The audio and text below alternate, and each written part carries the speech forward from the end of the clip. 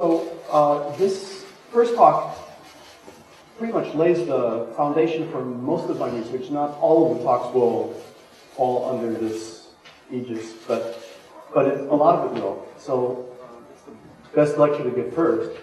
Okay, so this line of research begins with what you could consider a mystery.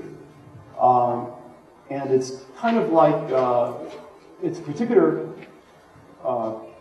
feature of a property of language in general. And it acts kind of like if you find a little thread on a sweater, you start pulling it, and pretty soon you've got the whole sweater undone. And from this rather humble beginning of an observation, all of cognition starts emerging from it. And the observation is that it's a design feature of language that every language has two main formal categories. The traditional terms for them are open class and closed class forms. Other words for them are open class forms are sometimes called lexical, and closed class forms are sometimes called grammatical. So let me begin by just doing the formal part of it, and then go on to the semantics and the functional part. So the formal part is what are open class forms? Well, an open class is any set of forms that is rather large in any given language, there's rather many members, and it's easy to add new members. So, for example, in any given language, those could include nouns, verbs, adjectives, maybe idiophones in some languages, and, well, that'll do for now. And so, for example, English has hundreds, perhaps thousands of basic nouns, and you can learn 10 new ones today. Just by going, for example, to a class in geology, you can learn 10 new nouns for different kinds of minerals.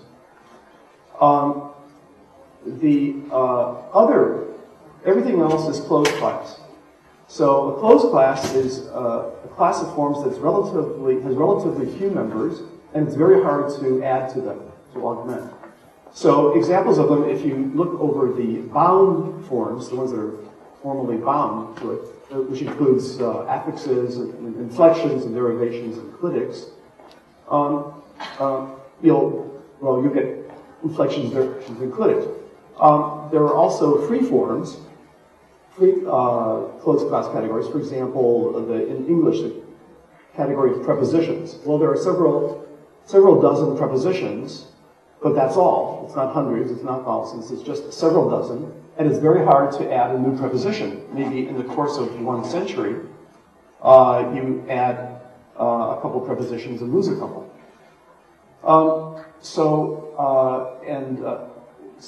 Those would be like examples of closed class forms that are free, not bound. And those two together are and then also you might want to include suprasegmentals. Those are the intonation patterns, for example. So if a language has a small closed set of distinct intonation patterns, then as a set, you'd have to consider them a closed class set. So for example, English maybe has just a certain number of intonation patterns. One of them, for example, would be what I call the admonitive visual warning, like I'm going to tease you, I'm going to tickle you, which is kind of like a teasing intonation. I bring that up because an American Indian language that I worked on has the exact same meaning, but done by suffixes on the verb. So then there are, those are all closed class forms with actual phonological content, substantive content. Then there are the abstract or implicit closed class forms. For example, word order, and then there would be, let's say, abstract concepts like grammatical categories, like nounhood per se, verbhood per se, or grammatical relations like subjecthood, direct objecthood, indirect objecthood, and so forth. And then maybe you want to include grammatical complexes such as constructions and But in general, I won't rely on them. I would rather rely on the simplex forms. So, okay, so this is the initial observation that every language in the world has this distinction between open class and closed class forms, described in this formal way. So then the next issue is, so what? What does that give you? It could be a minor observation. Well, the next observation built on top of this is that there is a semantic correlate that semantic distinction that correlates with this formal distinction. Namely, that the open class forms in any language are, for the most part, or the open class subsystem, for the most part, is not constrained as to what it can ever refer to. It's semantically unconstrained. There are a few constraints, but we don't have to worry about them. Whereas the closed class forms are highly constrained semantically, that is, in terms of what they can ever mean. And they're constrained in two ways. One way is in terms of the conceptual category that it can belong to. So let's first look at that. If you look around the world's languages, look at all of their closed class forms, whether they're affixes or free forms, whatever. For example, you will find many languages with closed class forms that express the number of a noun. Let's say these closed class forms are in association with a noun. Oh yeah, so if you look at all the closed class forms, many have closed class forms in association with a noun that will tell you the number of the noun. For example, singular or plural. But no language in the world has a category of closed class forms that will tell that join with a noun that will tell you the color of the noun. I would accept anything, red, blue, or just dark and light, anything, but it doesn't exist. Number, yes, color, no. So closed class forms are semantically restricted in terms of the kinds of conceptual categories they can ever express. The second constriction is even within a category, a conceptual category that is otherwise okay, such as number. You also have constraint on the particular member concepts within the category that can be expressed by a closed class form.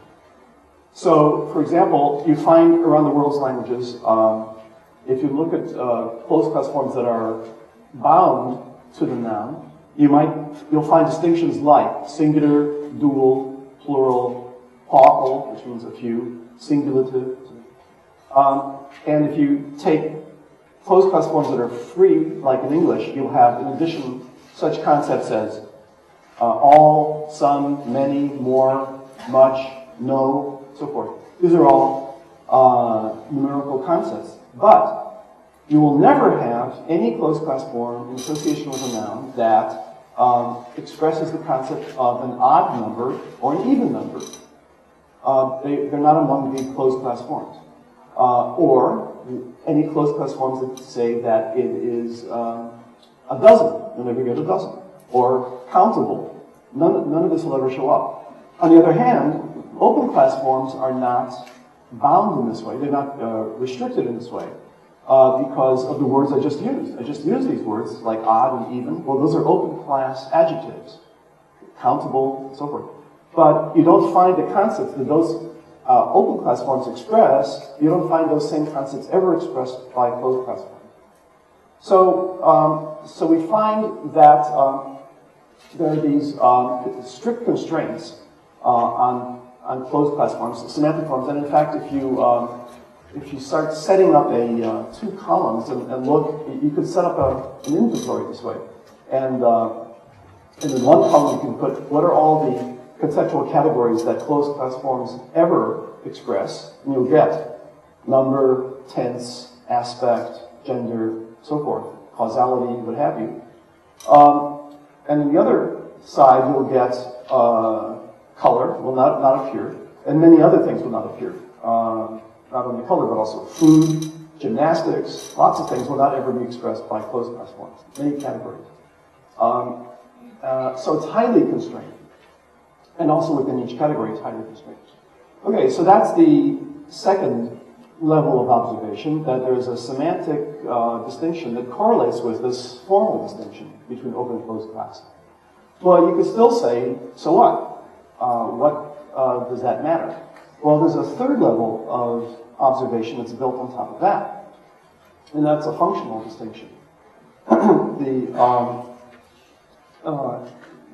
That correlates with the formal and the semantic distinction. In general, the open class, the function of the open class forms is to represent conceptual content, and the function of the closed class forms is to represent conceptual structure. So there's a division of labor between these two subcategories, these two subsystems of forms in language, between content and structure and content. And the closed class forms are a kind of a structuring system. And they represent this distinction of labor, this functional distinction, in two venues. One venue is any portion of discourse, such as a sentence, and the other venue is within the structure of language in general.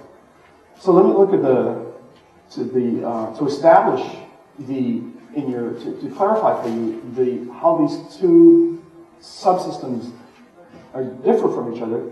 Let me give some examples first within the first venue of a sentence, let's say. So here's an example sentence.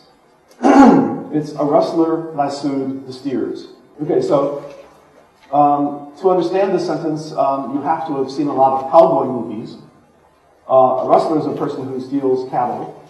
A lasso is this kind of thing that go like that. And a steer is a kind of cow. So let me first go over all of the closed class forms in this one sentence. First look at all the closed class forms and then all the open class forms. The closed class forms, semantically, the closed class forms are going to be more spare in their conceptual content. They're going to be more structural in their content, in their function, and there are going to be more of them together. Whereas the open class forms are going to be, each one will include much more semantic content of many different kinds taken together in a rich kind of way that's not so spare. And you'll find that they contribute the majority of content. In fact, here's the sentence I should have given you before. In the first venue, the way that this functional distinction works out is that take any given sentence and it will evoke some cognitive image, some conceptual complex in your mind. In that conceptual complex, it's the open class forms in the sentence will contribute the majority of the conceptual content within that complex, whereas the closed class forms will determine the majority of the conceptual structure of that complex. Okay, that's the basic finding. So let's go through this one sentence. So the first closed class form I'll mention is the ed on lassoed, which means something like occurring before the current speech act of me addressing you. So that's roughly what its meaning is. The S on steers means something like multiply instantiated. In other words, plural. The lack of an S on rustler means something like unitary instantiation. The word the on steers means something like the speaker infers that the addressee, the hearer, can readily identify the particular referent. I mean, you say, the steers, if I assume that you know which steers I mean. And the on rustler is the opposite. It means the speaker infers that the addressee cannot readily identify the particular referent. The on rustler means something like performer of the specified action. Now, those are the overt closed class forms. Now, for the implicit abstract ones, the noun hood of wrestler and steer means something like object hood. The verb quality of status of to lasso means something like eventhood. It's an event. The grammatical relations of subject and object for wrestler and for steers means something like one of the possibilities is agent versus patient semantic function.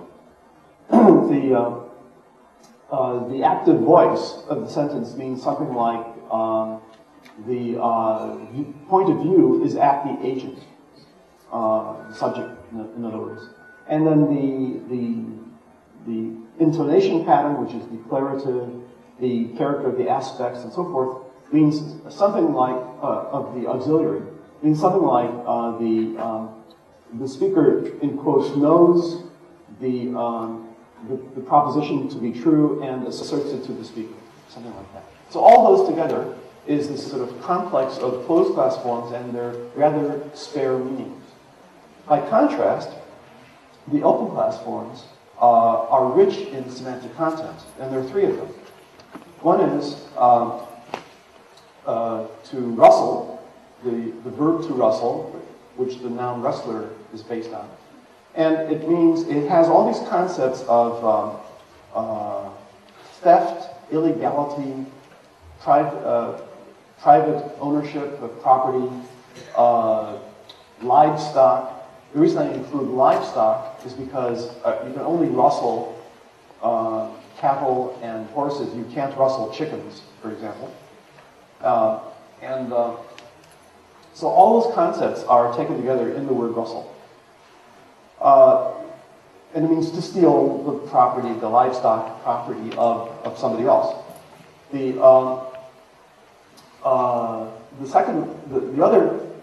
second open class form is the verb lasso, which means to have a rope that's coiled in a circle, to spin it, to cast it, to have it go over the head of an animal, to tauten the thing, and then start pulling. All that means to lasso. It's a rather complicated action, and it's rather rich. And the third, a steer, has together all sorts of concepts like the kind of animal, within the animal kingdom. It has a concept like the institution of breeding for human consumption. It has the concept of castration because it's a castrated bull.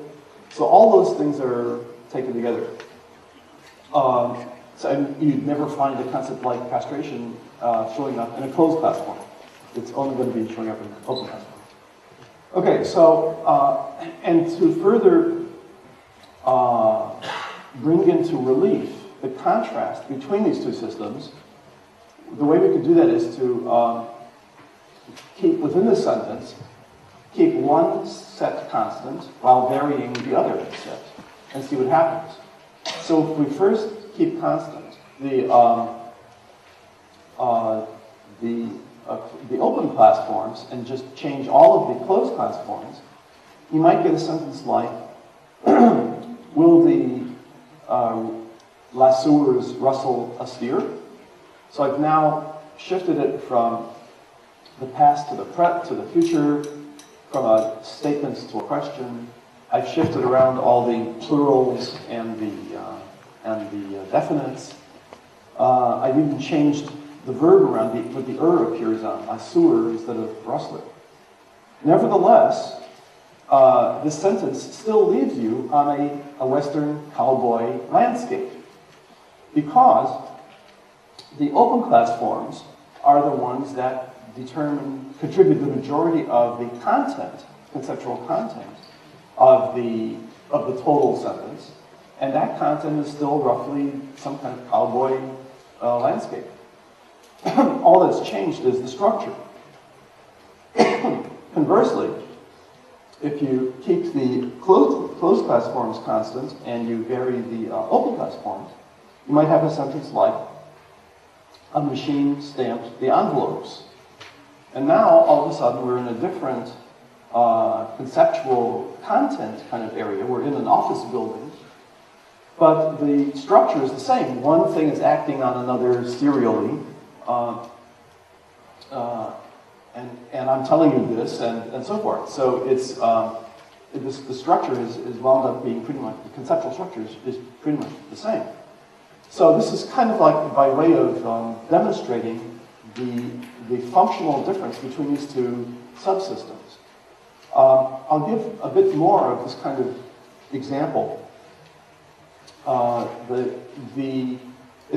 It turns out that since the open class subsystem is unconstrained semantically, it can express any of the same concepts that are otherwise expressed by closed class forms.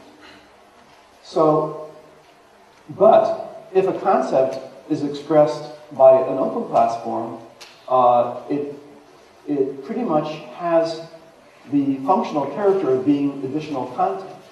But whereas if it's expressed by a closed class form, it has the character of being structural. So let's pick the same concept. The concept in this case will be past and future. And it can be expressed in English either by, I'm sorry, is that, yeah, that's the example. Either by closed class forms like ed, like when he arrived, the d makes it past, or when he arrives, or when he will arrive are the future. And here the past and the future are expressed by closed class forms. But there's a parallel construction which doesn't permit these grammatical markers, namely on his arrival. If you still want to express relative time, you're forced to use open class adjectives. So you might now say on his previous arrival for the past, or on his upcoming arrival for the future. But there's a difference in quality, even though the meaning is pretty much the same between when he arrived and on his previous arrival. The main difference is that when the same concept of pastness is expressed by the closed class form, it feels structural. It's experienced as structural in character. Whereas when it's expressed by the open class form, it feels like you're adding some additional piece of contentful information that you didn't have to. So there's this, these are again ways of teasing out the difference in function. So let's take it for granted then that I've kind of established this different functional difference between the two subsystems of structure and function. Of structure and content. So now that was all demonstrated within a single venue, some portion of discourse, an actual sentence, for example. Now let's consider it within language in general. And to do this, you have to look across all the languages of the world and look at their closed class forms and their open class forms. And at the semantic level, their open class forms together seem to be able to express virtually any concept of any content of consciousness is pretty much what they're able to express. Whereas the closed class subsystem pretty much, because it's structurally constrained, or semantically constrained, it winds up that it entails that there is ultimately an approximately closed set of inventory of possible conceptual categories and member notions within those conceptual categories that can ever be expressed by closed class forms across languages. And if you look at the closed class meanings across many languages, you'll see that you start getting repetitions, and start getting the same ones over and over again until you see that you're forming something like an inventory. And it's very much like what I said before. The inventory will have on it possible semantic categories, such as conceptual categories, such as number and tense and aspect and gender and so forth. And bones path, those will be on the inventory, and the inventory will exclude categories like food and gymnastics and color and so forth. Okay, so the inventory is going to have just, and plus within each category there will be a certain number of member notions. So,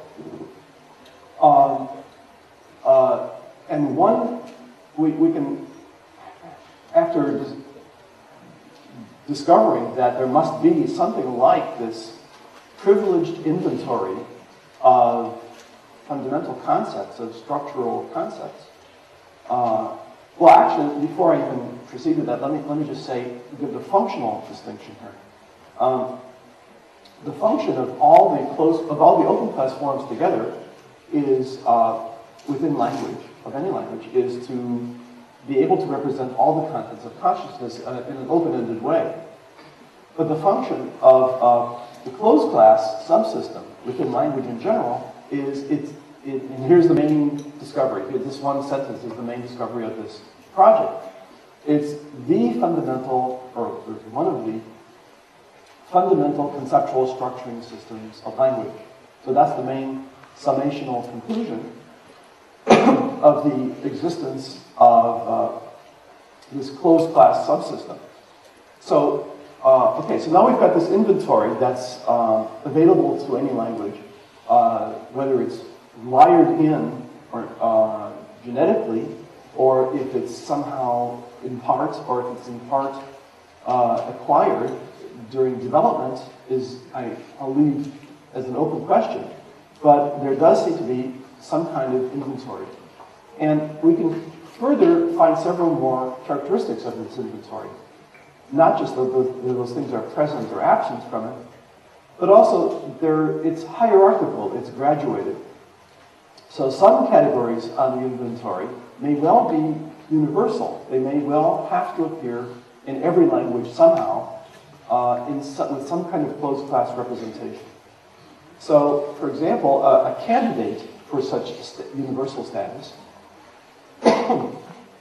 might be polarity, meaning positive versus negative. So maybe every language in the world has some kind of closed class way of representing negation. And it didn't have to be this way. In fact, I worked on an American Indian language for some time, and this language came close to proving wrong, to faulting this particular generalization. It has a main verb. It's not the only language, but it's one of these languages that has a main verb to not, which indicates not, and which inflects in all the various conjugations and persons and so forth.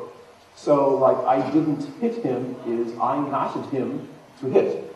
It takes an infinitive.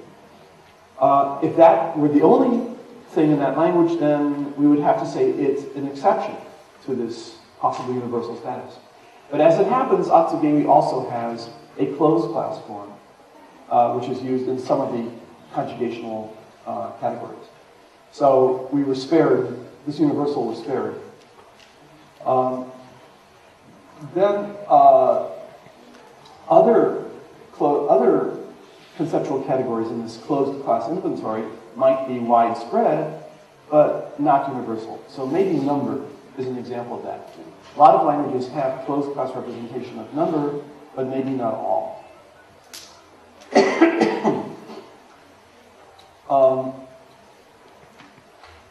Third, there are some closed class categories that are going to be rare, but not absent. And an example of those is rate, so fast versus slow. And there are some languages that have inflections in their verbs which mean fast or slow, but they're rather rare. And finally, often, the bottom of the hierarchy is that it's not on the category at all. And we already saw that color is not, and food is not, and so forth. So that's one property of this inventory, it's graduated. Another property of the inventory is that, in general, in the kind of semantics I do, it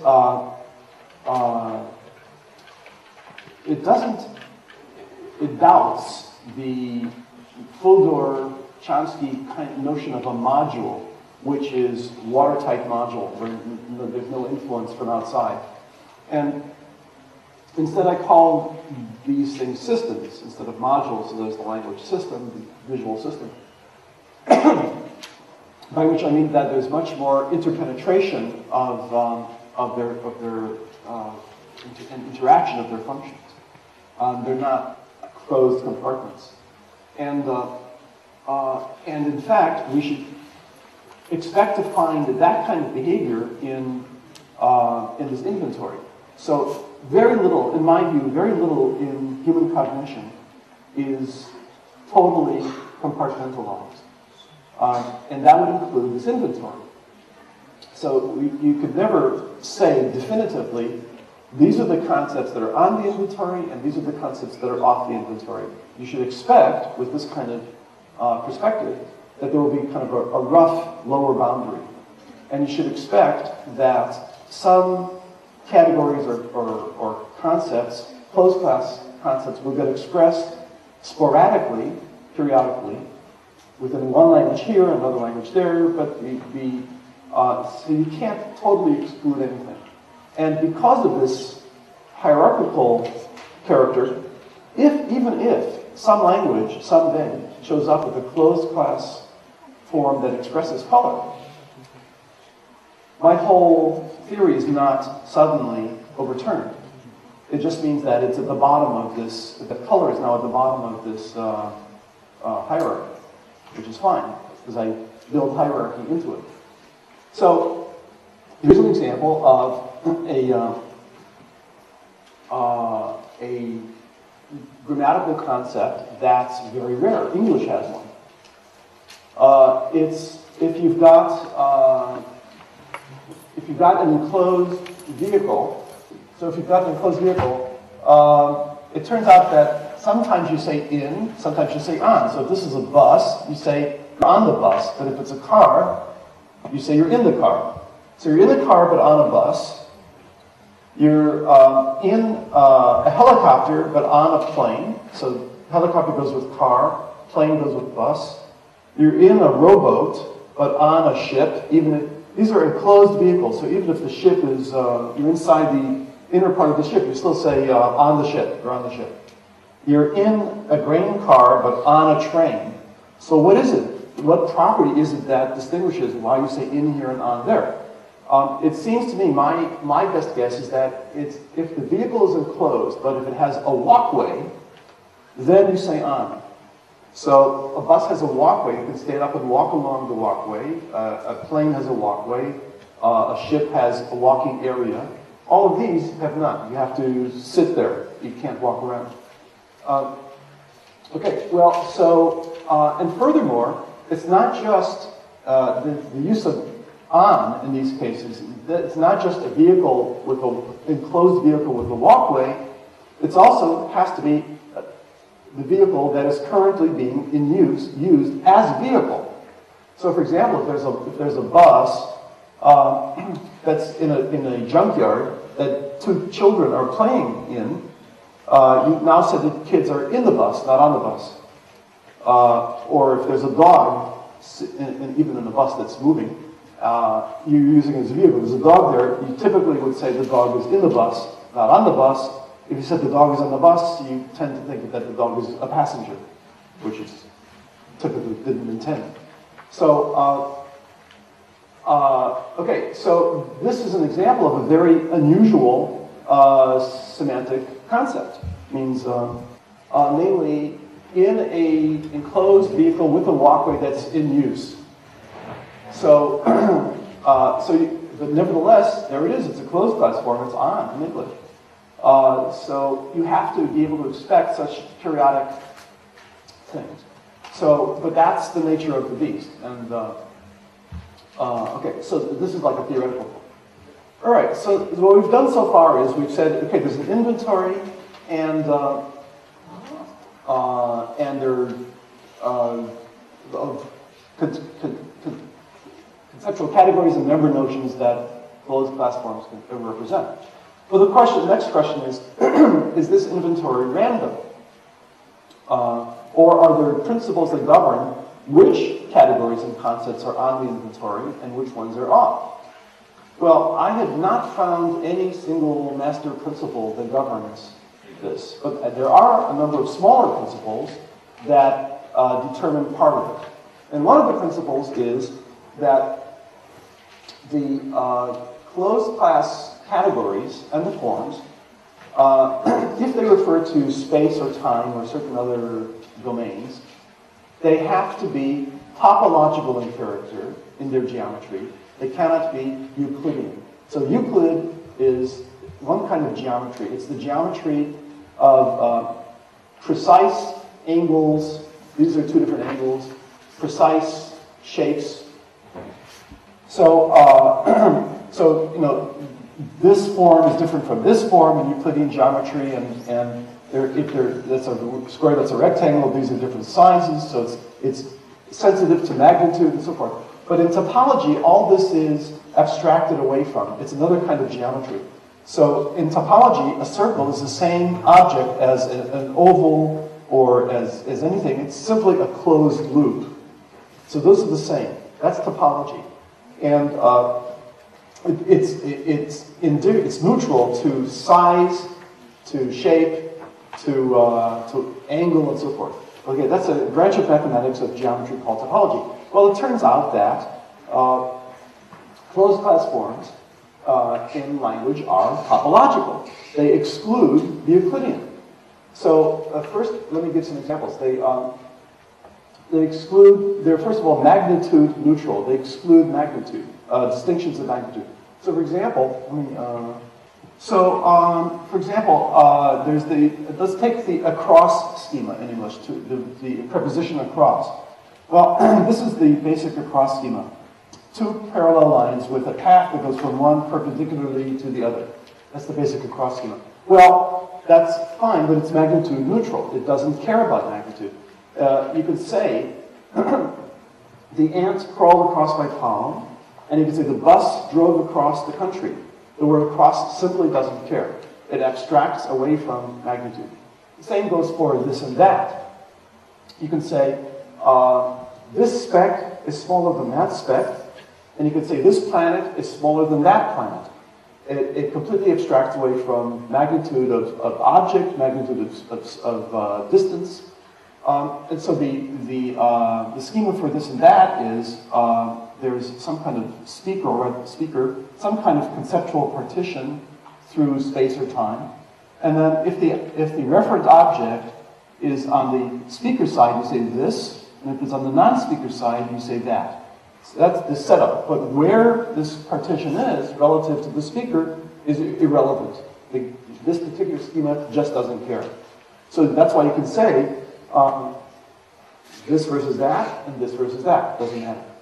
The same is true for space and for time as well as for space. So for example, the ed, the past tense in English, doesn't care about magnitude. So let's say this is the timeline, and here's the present moment.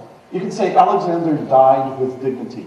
Well, it could be somebody I knew a year ago, so that the interval is this, or it could be Alexander the Great, who died 3,000 years ago, or whatever it was. No, 300 something BC, I don't know. Anyway, he died over here, and it's a much larger interval. All that the ed cares about, the past tense, is that it's on this side of the noun.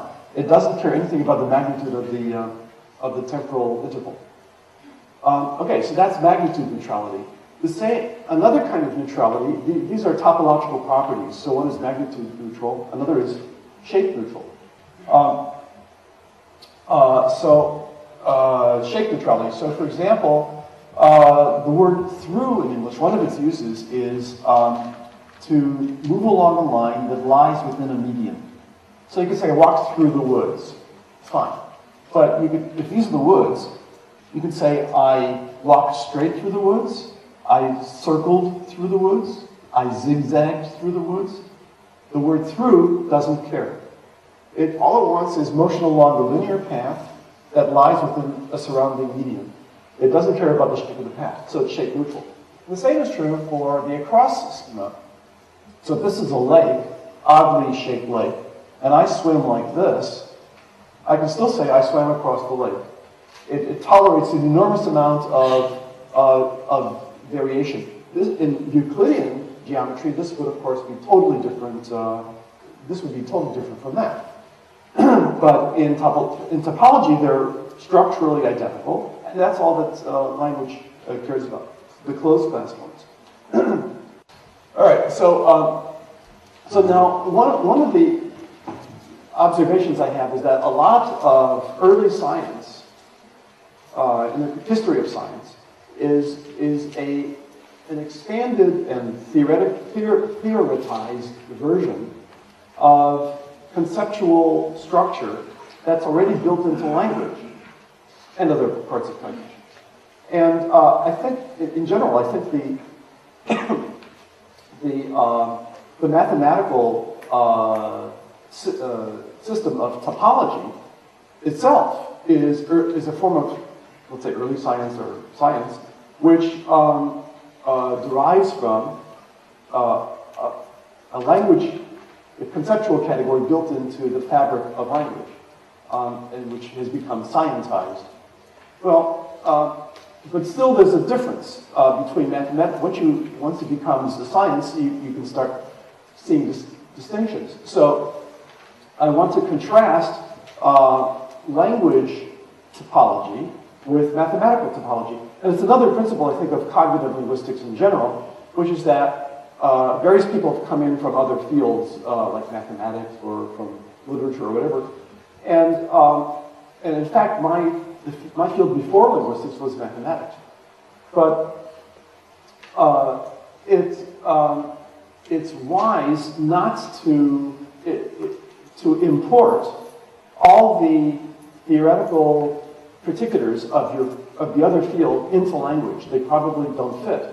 Cognition works in its own way in each area, such as language, and you have to be careful not to impose conceptual structures from outside language.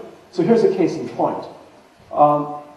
Linguistic topology corresponds to mathematical topology in some regards. So for example, in terms of being magnitude neutral, let's take the word in English. In refers to a plane so curved as to define a volume of space. And in is the location of some object at any point of that volume of space, so defined. That's one way of characterizing in. So you could have in a thimble, the thing you put in your finger when you sew, and in a volcano. The word in doesn't care, it's magnitude neutral. It's also shape neutral.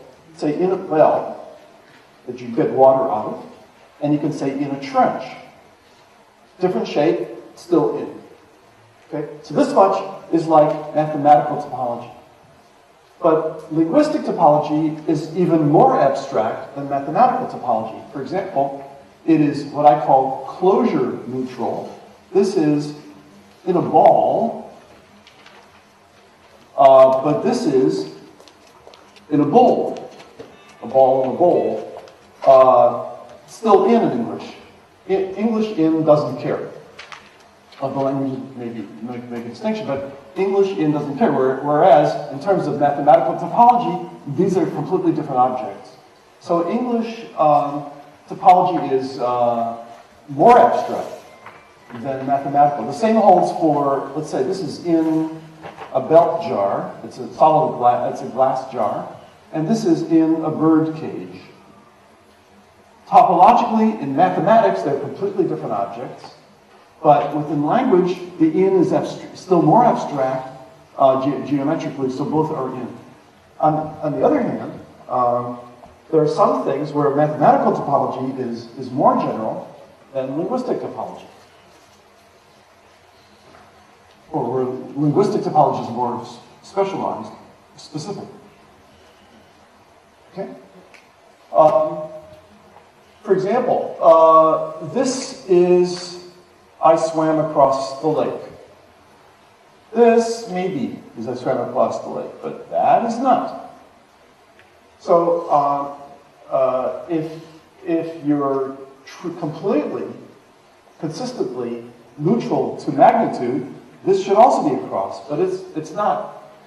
It turns out that this magnitude neutrality feature of linguistic topology has a constraint, or has an additional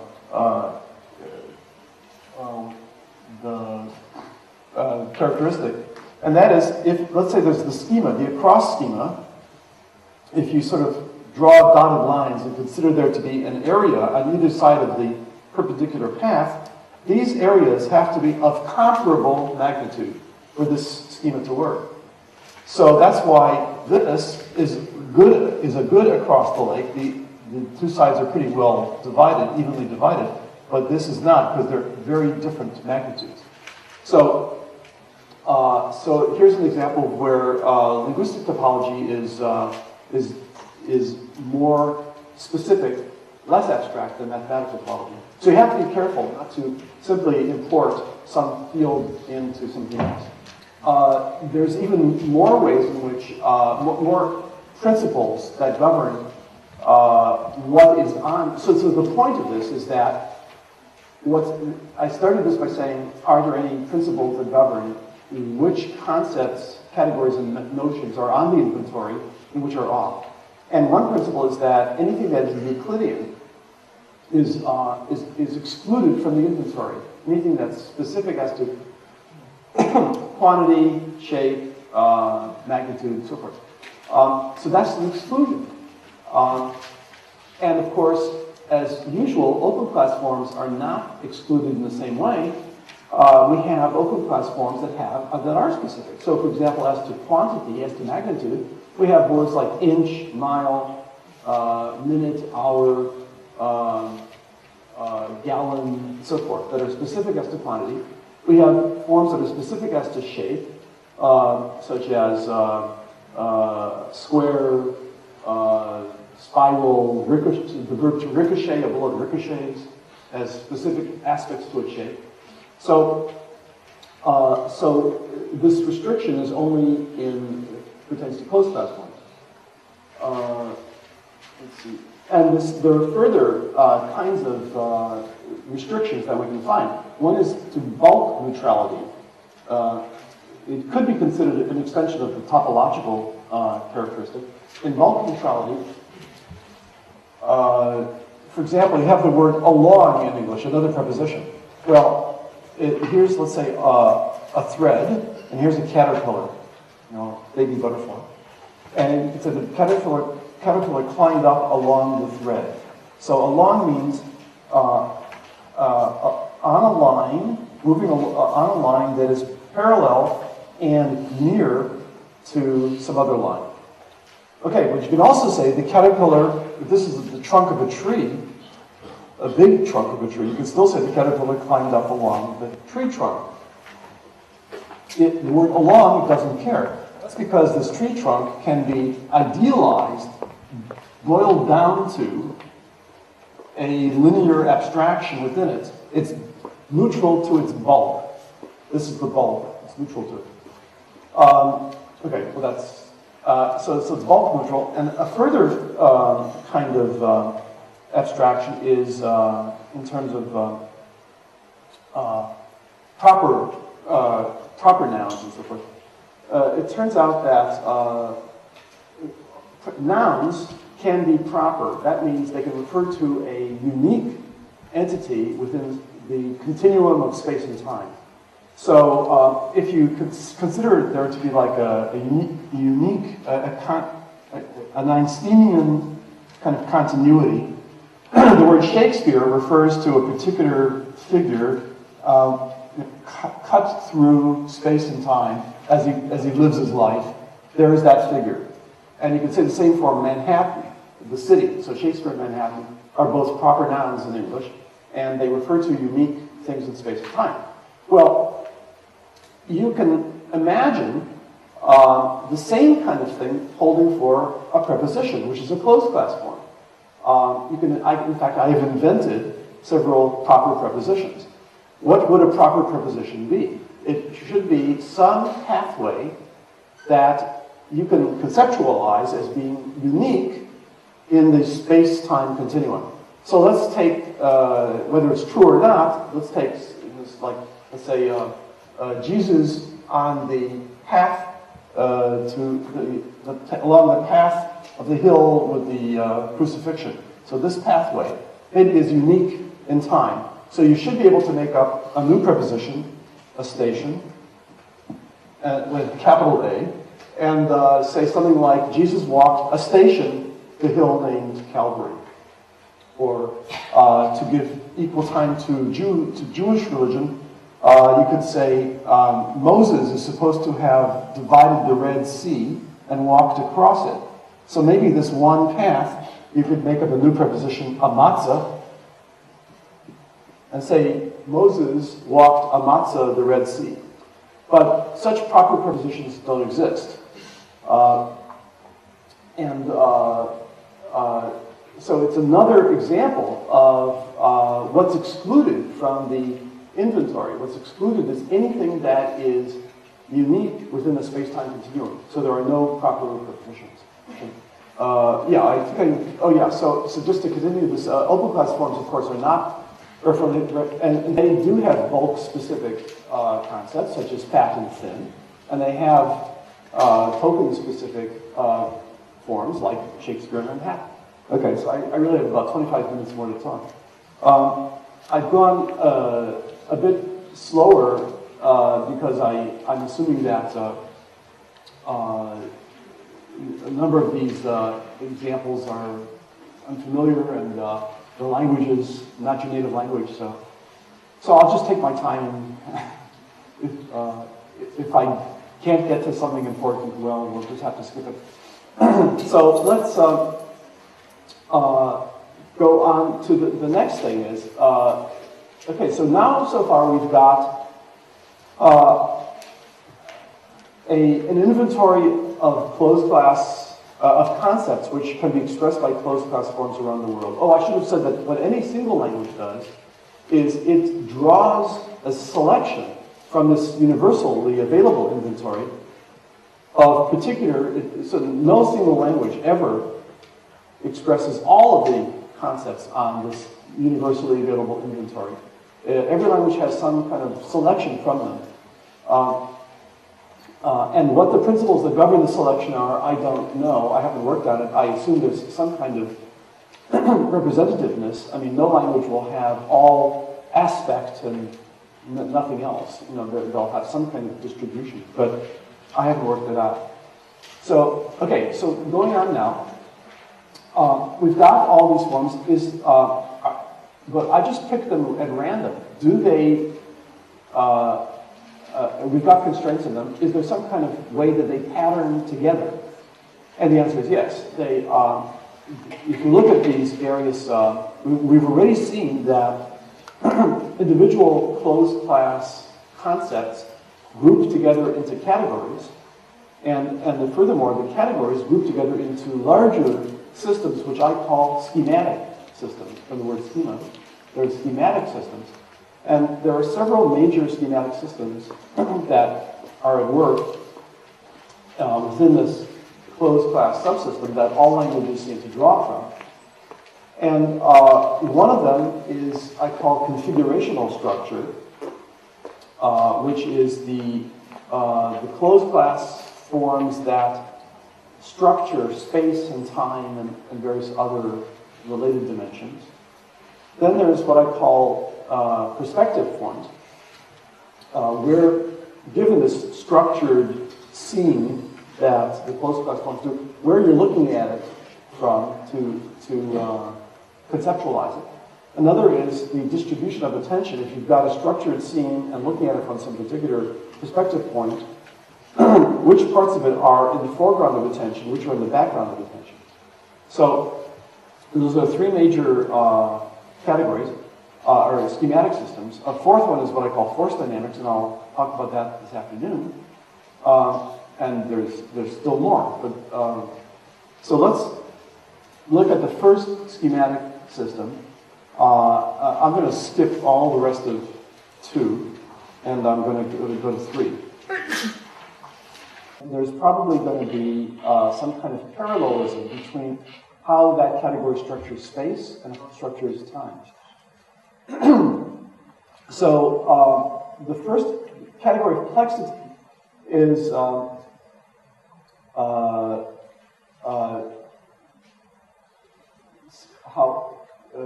comparable elements, the number of comparable elements in any given quantity. So within, if this is done, refers to objects in space first, it amounts to what we considered number. It amounts to like singular versus plural. And my term for that would then be uniplex for singular and multiplex for plural. But the reason I choose these new terms is to show their commonality with the exact same structuring for events in time. If previously those were kept in separate domains. So a single event in time was called, which was considered a kind of aspect, was technically called simulfactive, and multiple acts in time were called iterative. But now I use the term uniplex, covers both singular for objects in space and simulfactive for events in time. And then the whole category, which covers both number and aspect, is I'm calling now complexity. So an example, and then if any particular closed class form brings about its effect, I consider that a cognitive operation. So for example, let's take the word, first for objects in space, let's take the word bird. As a noun, bird is intrinsically uniplex.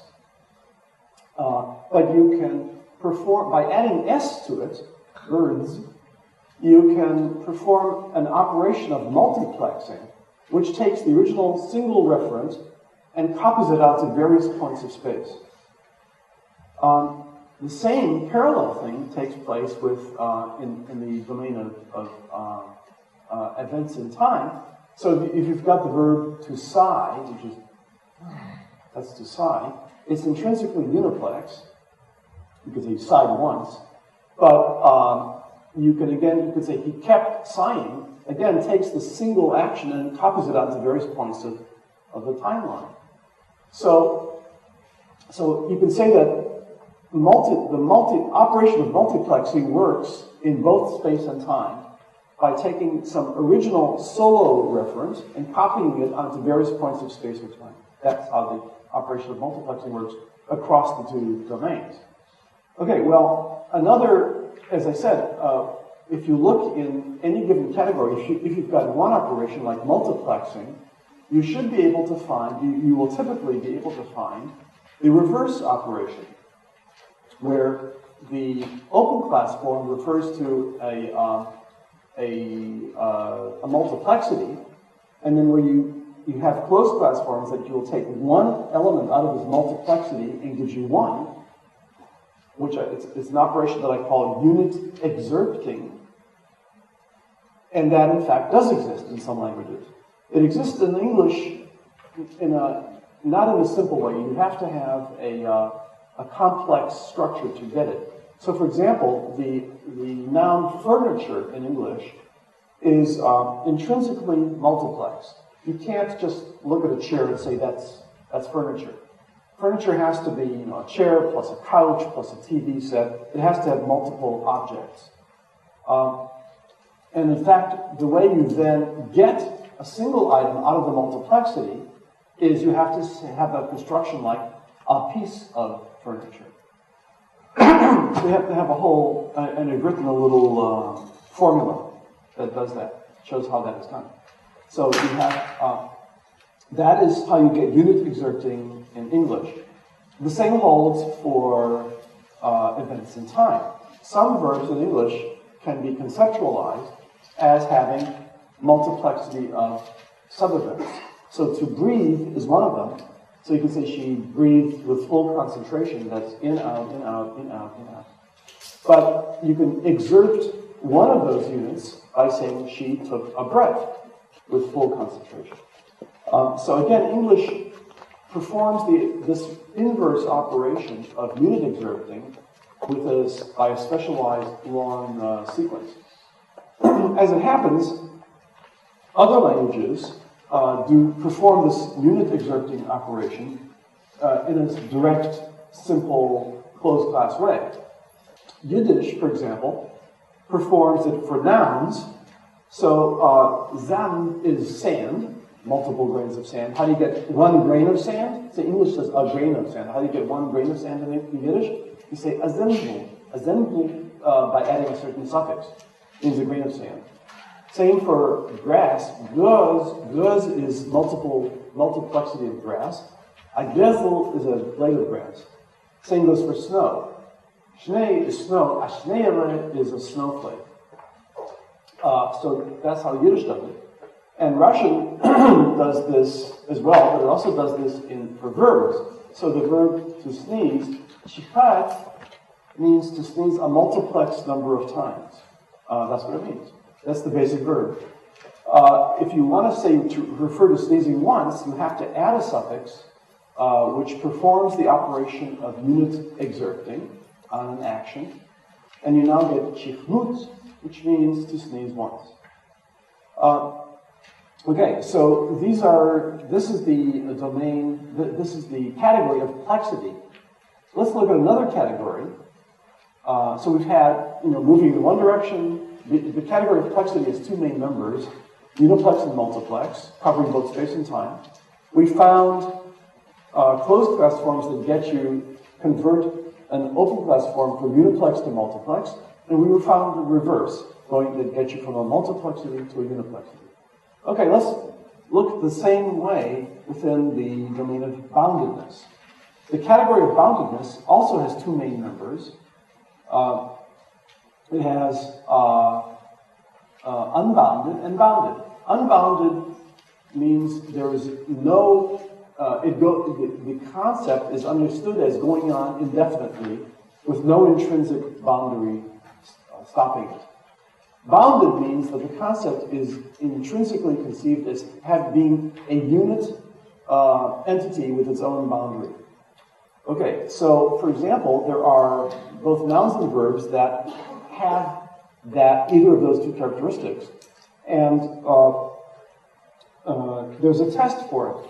If it can be used with in, followed by a temporal expression, it's got to be bounded. So for example, you can say, we flew over a sea, a lake, in 1 hour.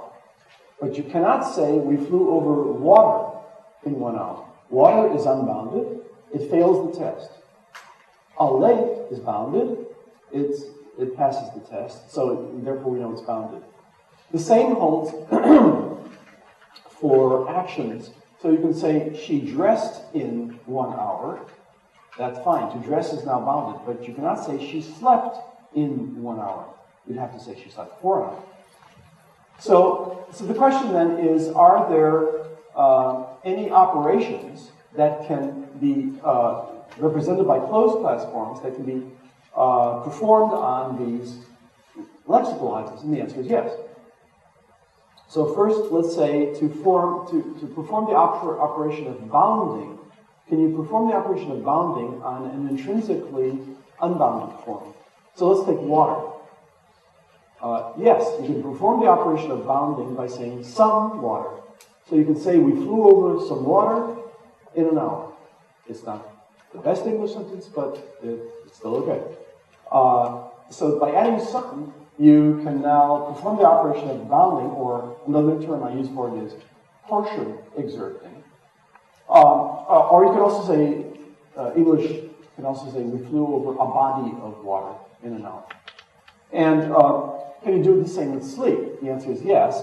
You can say she slept some. That means for a portion of time. Or she slept for a while. Or she slept for an hour. Okay. So these are operations of bounding. Is there the inverse operation of debounding? The answer is again yes. Although there's a curiosity here. You can certainly get it for nouns, objects in space. For example, the noun a shrub, it means a bush in English, refers to a plant that's shaped like that. But if you add, that's shrub, but if you add the closed class form uri, it dissolves, it effaces the outer boundary, takes the material, same material that's on the inside, and extends it in an unbounded way. So you can draw dot, dot, dot here. You could say shrubbery covers the front of the summer palace. Same goes for a panel. A panel is this. You can put it on a wall to face the wall. It's a panel. But you can debound it. It's a operation of debounding by saying adding ing. So you can say paneling now refers to indefinitely closed legal direction. That's one kind of, there's many kinds of debounding in English. You can say, just by adding the plural. So you can say, a tear is just the drop that comes out of your eyes. How do you, what if you, to debound that, to make it the equivalent of, let's say, lacrymal fluid, which is a bunch of tears, is like you can say, tears flowed through that channel in Hades. Hades is like hell. So it's a bunch of tears together. Well, adding the S, you first multiplex it, then you conceptually juxtapose them so that they're all forming a single mass, and then you partially efface the boundaries, and you wind up with an unbounded mass. So you get the tears flow through that portion of Hades. Another way is by turning it into a mass noun. So like you can say, here's a pencil. You could say there are miles of pencil without a. You've turned it into a mass noun. There must be miles of pencil in that stationery store. In effect, you've conceptualized it so that you've lined the pencils up along their linear dimension and made it into an indefinitely long object. And the same goes for 2 dimensions. There must be acres of film screen in that old film studio. You line them up into a plane. And finally, there's the case where the count noun turns into the mass noun. So a cat. And then there must be, and then you can say there is cat all over the driveway. Without you've turned it into a mass noun. That means that some cat was squashed by a car and is now spread all over the driveway as a mass. This type disrupts the original shape of the first object. Okay, so these are forms of debounding. Okay, for debounding. So now let's put several of these together into a single diagram. Let's go to the diagram in. I'm going to skip. You see that diagram with dots? It's got a bunch of dots here, and a sort of a continuity here, and then a circle with dots, and a filled circle here, and then one dot. What page is that diagram on? Page 11? 12? Okay, so it turns out that this is now going to be the interaction of a number of these categories we've just had. We've had plexity, we've had state of boundedness, so plexity with unit. So here, I'm going to, the intersection of these categories. So, and I'm going to add one which I skipped, which is state of internal dividedness. So this is internally continuous, this column. This is internally divided. This is multiplex, unbounded and bounded. This is uniplex, this single dot. And this is, here we've got the bounded forms, here's the unbounded forms. So we've got the intersection of all these categories that we've just looked at. And it turns out that most, let's say, nouns or verbs in the lexicon are going to represent a specific intersection of one or the other of these complexes. And then you use closed class forms to get them to the other. So for example, take the unbounded multiplexity with internally discrete. Well, the verb to breathe, we saw, was an example of that, breathe. So you can perform an operation on it of unit exerting and get this. So you can say breathe, take a breath. And we also, there's the noun timber, or furniture. Furniture, a piece of furniture.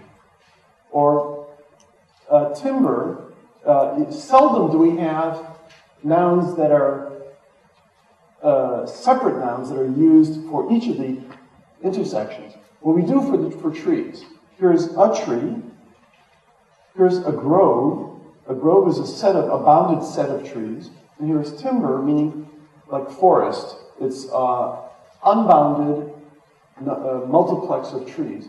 So in this case, English has squandered part of its vocabulary to give you separate nouns for each of these. But usually, it doesn't.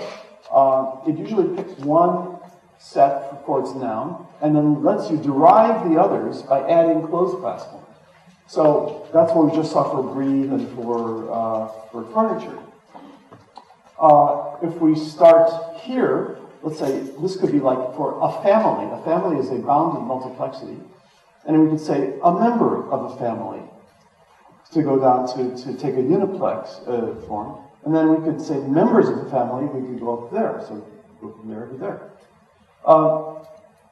And we can also go from here, this is like a tree. You can go to here, trees, or from here, sigh, to keep sighing. And then we can go from here to here to sigh for a while. Or a bird, a group of birds. We have to go from there, birds, and then down again to a group of birds. So in various ways, by adding, surrounding the original noun, which refers to one of these complexes, you can then maneuver to get the other complexes that you want. So that's the way language is built. It doesn't have billions of separate nouns and verbs to give you every substantive concept in each of these different structural formats. It usually, for any given substantive content,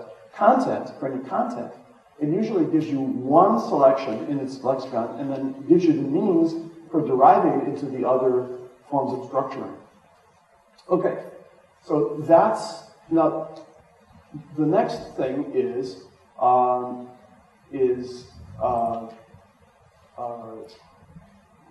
embedding or nesting.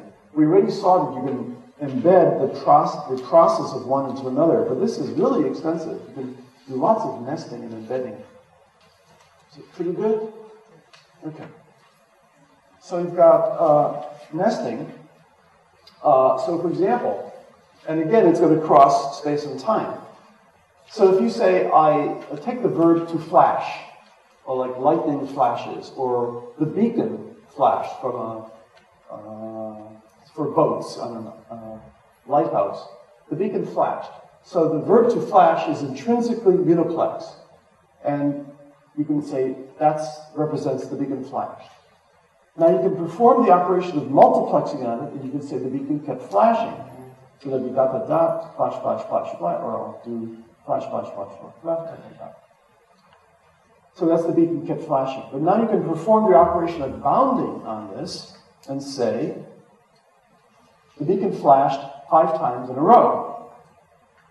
Now you can consider this a single new uniplex entity, and you can again remultiplex it and say the beacon kept flashing 5 times at a stretch. So that would be 2 of these, again, dots. And then you can again rebound the entirety of this. You just multiplex this and say something like the beacon flashed 5 times at a stretch for 3 hours.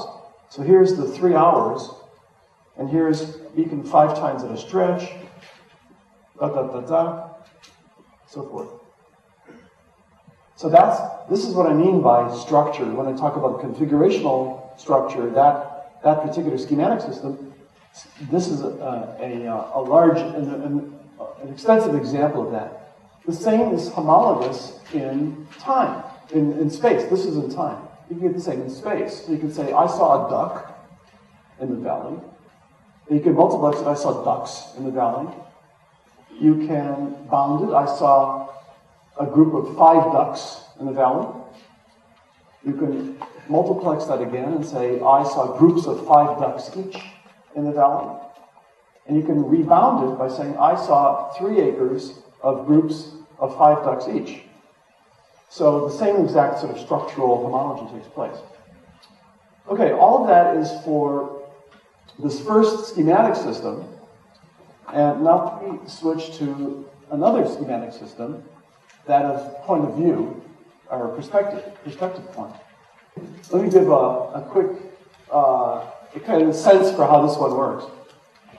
Perspective point is where you mentally put your eyes to conceptualize the scene that has just been structured in this terms of this first schematic system. So, and it too has a number of categories, just like we saw complexity and stated boundedness and so forth. This too has a number of categories. One of the categories is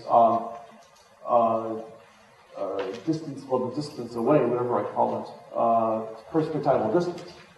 And typically you have 3, proximal, mid-range, and distal. So for example, let's say, we'll take an event. Let's say she climbed the fire, and it's sort of like looking at something up close. It's a proximal point, perspective point. Then the object becomes debounded. Mid-range, it becomes bounded. Distal perspective, it reduces to a point. So those kind of correlate. Those structural changes correlate. So let's say she climbed the fire ladder in exactly 5 minutes. That's a bounded extent of time. And that gives you kind of like a mid-range perspective that you're looking at it from. She climbed up the fire ladder. Okay. Then you can take a distal perspective point, in which case you reduce the object down to a point, conceptually. All this is conceptual manipulation. It's not about the real, and it's not about the real world, it's all about conceptualization. And what language does is it lets you manipulate. It directs, all this closed class stuff is telling the addressee how to conceptualize the object, the content that is otherwise being expressed. How to conceptualize it structurally. So you can reduce it down to a point by saying, moving along on the training course, she climbed the fire ladder at exactly at noon. So you're now treating the time as like a point. Instead of in 5 minutes, you're treating the time like a point on the timeline at exactly noon. And you've done that by saying things like, moving along on the training course, she climbed it. Then you can do the opposite. You can take so that's reducing it. You can magnify it by taking a close-up perspective point and saying something like, as she climbed the fire, she kept climbing higher and higher up the fire ladder as we watched. All the closed class forms in there change the whole perspective on it, as if you're up close and you debound the whole event, so that it no longer has boundaries, beginning and an end, and it becomes a progression with ongoing progression. So those are the kinds of manipulations. Now, what I'll end with for this particular category is what I'm calling mode. Mode combines, so it's perspectival mode. There are 2 modes. One is the synoptic mode, the other is where you see everything all at once, and the other is the sequential mode, where you think of it sequentially. And again, always, it's the same content, but conceptualized in 2 different ways. And the closed class forms direct you how to conceptualize. So, for example, the first kind of the synoptic mode is where you say you have a distal perspective point, a faraway perspective point, which is stationary and has global scope of attention. The other type, the sequential mode, is where you have a moving perspective point, which is with a proximal, it's a close-up distance, with a local scope of attention. So I borrow attention from the next schematic system for this mode. And we have the sentences that can let you switch from one to the other. So, in just the same way, just like we had bounding and debounding and so forth, so we can have sequentializing and synopticizing. So, for example, let's say here's a valley, and there are houses in the valley. If you take the synoptic mode, where you see it all together, you might say something like, there are some houses in the valley. It's all of it globally taken together as if from a distance, all and static. But the same valley, you can refer to the same sentence with another sentence. There's a house every now and then through the valley. English lets you do this. And there, it's as if you're considering each house in turn from up close. You're up there looking at that house, and you move on, you see another house, move on, you see another house. So it's local scope of attention with a moving perspective point. That's what that sentence does. Again, there's a house, it's singular instead of there are houses. There's a house. Every now and then, it's a temporal expression, means periodically, but used for a spatial spread, unusually, because it in effect means you're going to think of it as your viewpoint moves through time, looking at each one in turn. And then it's not in the valley, which is static, but through the valley, which is dynamic. So all of this is possible. You can do the opposite, like something which is inherently dynamic, and turn it into something static. You can synopticize it. So, for example, a succession of events, like I took one aspirin after another in the course of the last hour. So here's the timeline. I took an aspirin, I took another aspirin, I took another aspirin, and here's an hour. Okay? So I took one aspirin after another in the course of an hour. That's sequential, and it's intrinsically sequential, the actual object, events. But you can conceptually synopticize it by saying, I have taken a number of aspirins in the last hour. So you use the perfect, I have taken, which kind of summarizes, adds up the consequences of all these events. Instead of I took one aspirin after another, you say I have taken, which kind of adds it all up. Then you have the cumulative thing, a number of aspirins, plural, in the last hour, treating it like an enclosure, instead of in the course of the last hour, which treats it like an ongoing event. So you can reconceptualize the whole thing. Here's and then also I think this, just as I showed you for the last one, how you can nest it. I think you can nest perspective point. So my sentence for that, under nesting, it's at the end of this section, is Jack, at the punch bowl, Jack was about to meet his first wife-to-be. Okay, so it's at a party. Here's a punch bowl. Somebody's standing at the table. Here's the timeline. Here's Jack standing at the punch bowl. From that perspective, we're going to look forward to a woman coming over to the punch bowl and meeting Jack. He's later going to marry that woman as that will be his wife-to-be.